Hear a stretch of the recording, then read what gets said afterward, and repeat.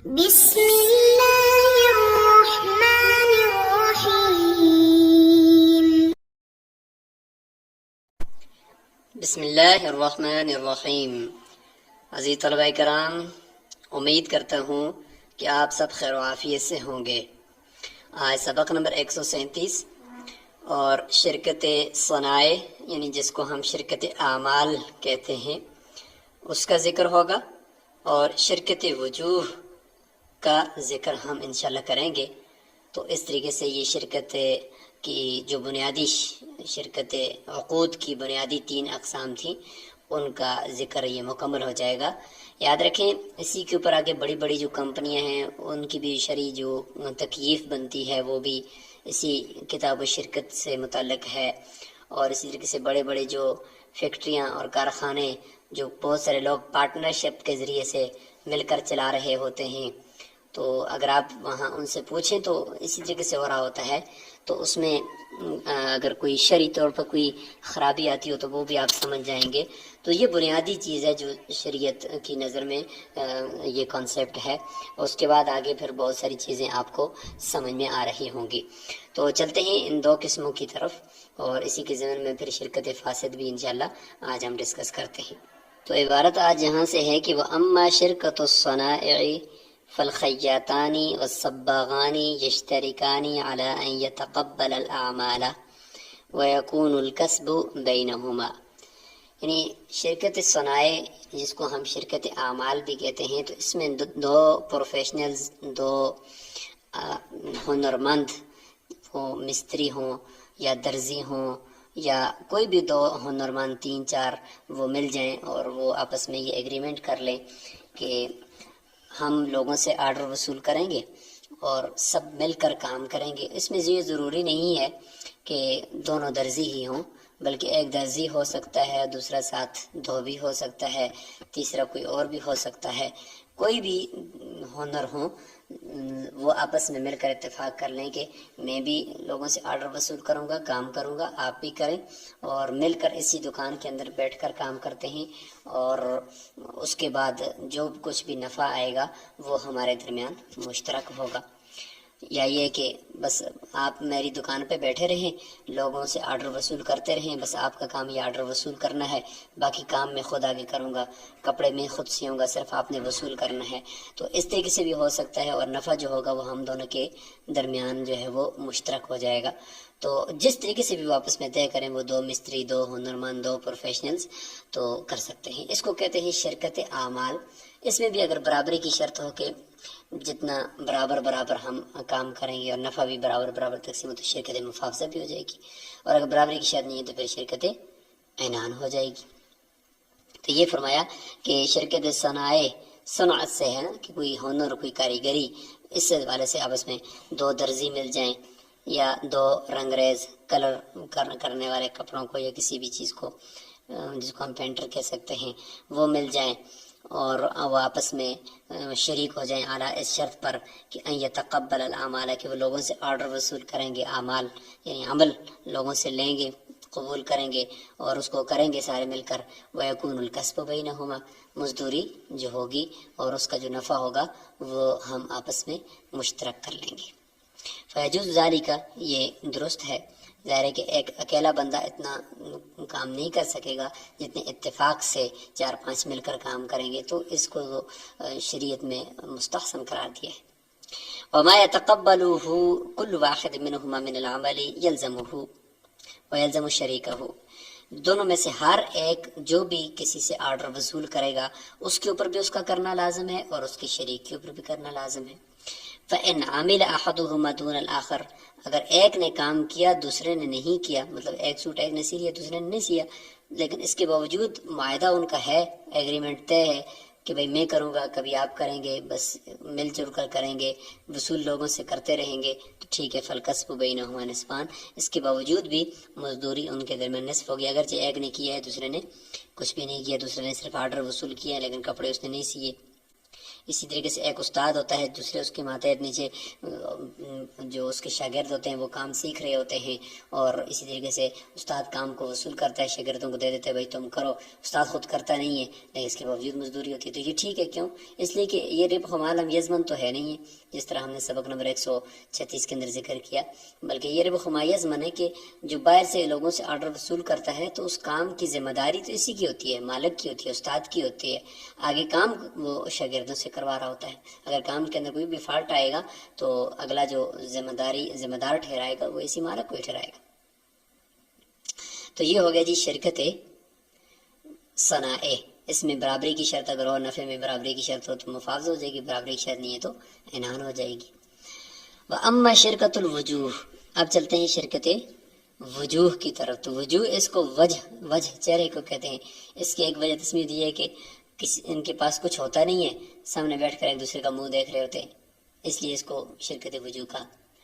دوسرا یہ بھی ہے کہ نہیں یار اتنے نکمے بھی تو نہیں ہے، بلکہ وہ وجوہ اس کا مطلب یہ ہوتا ہے کہ کچھ بھی نہیں ہے لیکن بیٹھ کر ایک دوسرے کے چہرے کی طرف دیکھ کر کوئی مستقبل کے کوئی پلان بنا رہے ہیں کہ ایسے کیا کرنا چاہیے، کیسے کاروبار کرنا ہے، کیسے بزنس کرنا چاہیے.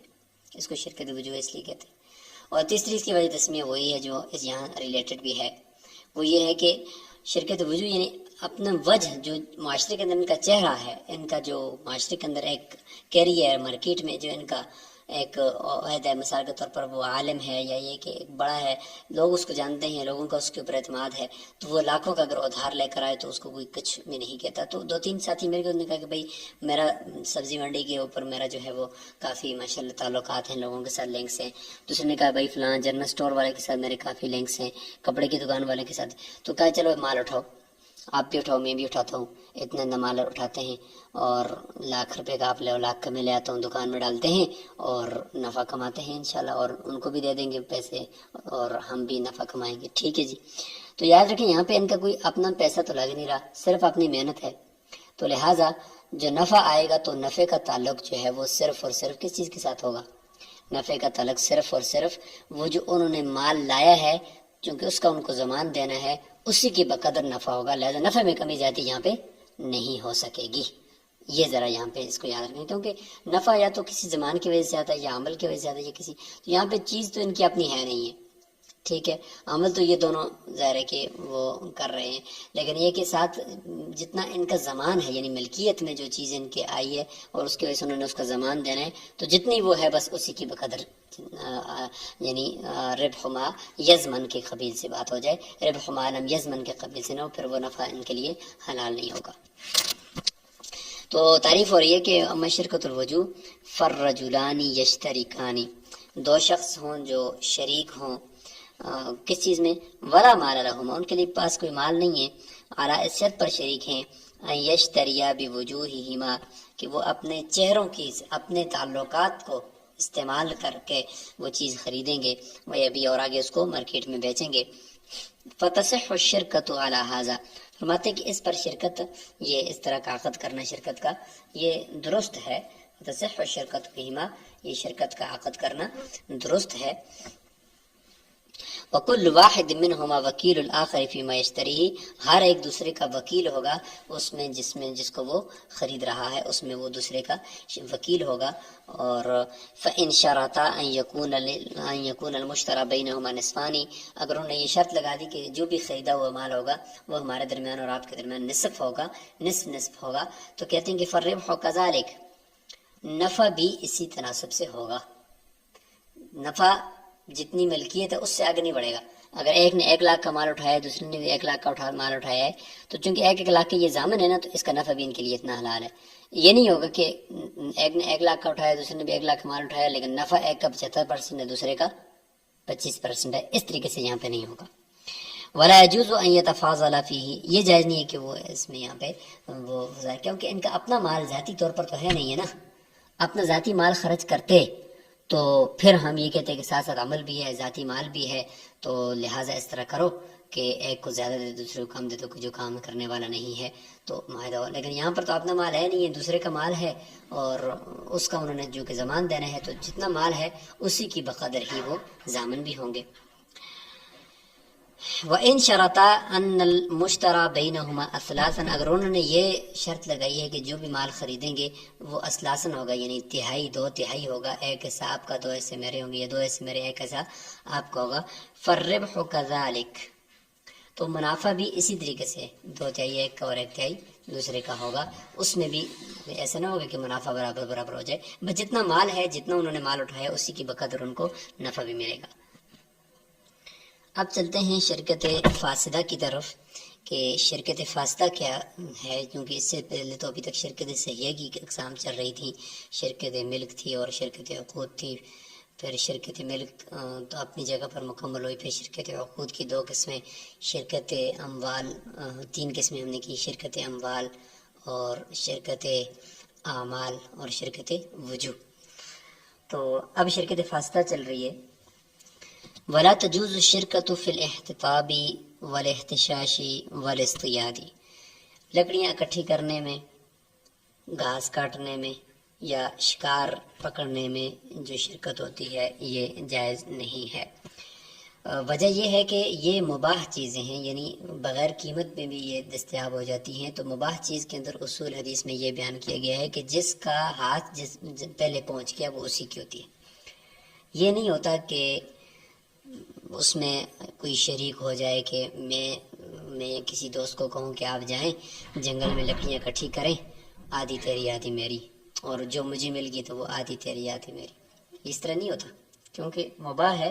اور ظاہر ہے کہ شرکت تو اپنی ملکیتی چیزوں پر ہوتی ہے، اور شرکت کے اندر ہر ایک ساتھی دوسرے کا وکیل ہوتا ہے، تو وکیل آپ تبھی بنا سکتے ہیں کہ جب اس چیز پر آپ کو خود قدرت حاصل ہو، آپ خود اس کے مالک ہوں۔ جب آپ کی قبضے میں ہی نہیں ہے کوئی چیز تو آپ کس طریقے سے کسی کو حکم دے سکتے ہیں کہ جاؤ ان لکڑیوں کو اکٹھی کرو، یا جاؤ مچھلی کو پکڑ کر لاؤ، جاؤ اس پانی کو آپ پکڑو یا اس کو جمع کرو اور آگے بیچو اور آدھا تیرے آدھے میرے۔ وہ کیوں آپ کی خود محنت کرے لکڑیاں اور جمع کرے اور اس کے بعد جا کر فروخت کرے اور نفع آدھا اٹھا کر آپ کو دے دے؟ کیوں دے؟ ایسا نہیں ہو سکتا۔ تو اس لیے فرمایا کہ مباح چیزوں کے اندر شرکت درست ہی نہیں ہے، کیونکہ اس میں وکالت والا جو چکر ہے وہ ہو ہی نہیں سکتا، اس لیے نہیں درست۔ البتہ اگر انہوں نے لکڑیاں اکٹھی کر دی ہیں، دونوں نے مل کر کی ہیں، تو پھر وہ لکڑیاں میں نصف نصف ہو جائیں گی، اور اگر ایسی مثال کے طور پر قیمتی لکڑ ہے، وہ انہوں نے ان کی کسی کی ملکیت میں ہے واقعی، اور اس نے کہا کہ چلو اس میں ہم کرتے ہیں، تو مل کر انہوں نے اس لکڑی کو کاٹا اور جا کر فروخت کیا، پھر تو وہ ٹھیک ہے۔ لیکن ویسے ہی جنگل میں جا کر لکڑیاں اکٹھی کرنے کے اوپر شرکت کرنا یہ ایک مباح ہے، جس کو پہلے ملے گی وہ اسی کی ہوگی، دوسرے شریک اس میں کوئی اس کا حصہ نہیں ہوگا۔ وَمَا اصْطَادَهُ كُلُّ وَاحِدٍ مِّنْهُمَا أَوْ احْتَطَبَهُ، دونوں میں سے ہر ایک جو بھی شکار کرے گا یا لکڑی اکٹھے کرے گا، فَهُوَ لَهُ، وہ اس کی ہوں گی، دون صاحبی، اس کے دوسرے ساتھی کی نہیں ہوں گی۔ اسی طریقے سے آگے ایک مثال بھی دے رہے ہیں کہ وَإِذَا اشْتَرَكَا وَلِأَحَدِهِمَا بَغْلٌ وَلِلْآخَرِ رَابِيَةٌ، دونوں شریک ہو گئے کہ بھئی ایسا کرتے ہیں کہ میرے پاس مشکیزہ ہے اور آپ کے پاس سواری ہے، مطلب خچر ہے، گدھا ہے، تو اس طرح کرتے ہیں کہ آپ اپنا گدھا دے دو اور میں اپنا مشکیزہ دیتا ہوں، جا کر پانی بھرتے ہیں وہاں نہر سے، لا کر لوگوں کے گھروں تک پہنچاتے ہیں، اور جو نفع آئے گا وہ ہم آپس میں نس نس کر لیں گے۔ تو پانی ایک مباح چیز ہے، تو اس کے اندر اس طریقے سے شرکت جو کہ درست ہے نہیں ہے، تو اس لیے اب ایسا کریں گے کہ جس کا مشکیزہ ہے اس نے اگر دوسرے کی خچر استعمال کی ہے تو وہ دوسرے کی خچر کی مزدوری دے گا، اور اگر وہ خود خچر والا ہے تو دوسرے کے مشکیزے کی مزدوری دے گا، لیکن شرکت بہرحال جو ہے وہ درست نہیں ہوگی۔ مزدوری جتنی کی جتنی ہے وہ جو عمل کرنے والا ہے، پانی جا کر لوگوں تک پہنچانے والا ہے، وہ اس کی ہوگی۔ دو شریک ہو، ایک کی خچر ہے دوسری کی راویہ یعنی مشکیزہ ہے، مٹکا ہے، یستقی علیہ الماء، جس کے اوپر لوگوں کو وہ پانی پلائے گا، والکسب بینہما، اور مزدوری دونوں کے درمیان ہوگی، لم تصح الشرکۃ، شرکت درست نہیں ہے۔ والکسب کلہ للذی استقى الماء، اور ساری کی ساری مزدوری اس کی ہوگی جس نے لوگوں کو پانی پلایا، وعلیہ اجر مثل الراویۃ، اور اس کے اوپر پھر وہ مزدوری ہوگی مشکیزے کی، کب؟ ان کان العامل صاحب البغلی، اگر کام کرنے والا وہ خچر والا ہے تو دوسرے کا مشکیزہ اس نے استعمال کیا، اس کی مزدوری دے گا جتنی مارکیٹ میں بنتی ہے، اس کا کرایہ بنتا ہے وہ کرایہ دے گا۔ وَإِنْ كَانَ صَاحِبَ الرَّابِيَةِ، اور اگر وہ خود مشکیزے والا ہے تو دوسری کی خچر اس نے استعمال کی ہے تو دوسرے کی خچر کی جتنی مزدوری بنتی ہے وہ اس کو دے دے گا۔ فَعَلَيْهِ أَجْرُ مِثْلِ الْبَغْلِ، جو خچر کی ایک دہاڑی بنتی ہے وہ اس کو دے دے گا مالک کو۔ تو یہاں تک یہ بات آج ہماری مکمل ہو چکی ہے۔ انشاءاللہ اگلے سبق کے اندر ہم شرکت، کتاب و شرکت کے جو زکوٰۃ سے متعلق ہے یا شرکت فاسدہ سے متعلق مزید جو احکامات ہیں ان کو لے کر حاضر ہوں گے، اور اسی کے ساتھ ہمارا کتاب و شرکت کا جو سبق ہے وہ مکمل ہو جائے گا۔ تو آج ہم نے جو پڑھا ہے شرکت اعمال اور شرکت وجوب پڑھا ہے، ان دونوں کو آپ نے اچھی طریقے سے ذہن میں رکھنا ہے، اور آخر میں شرکت فاسدہ کی کچھ مثالیں اور اس کا حکم دیکھ لیا ہے۔ السلام علیکم ورحمۃ اللہ وبرکاتہ۔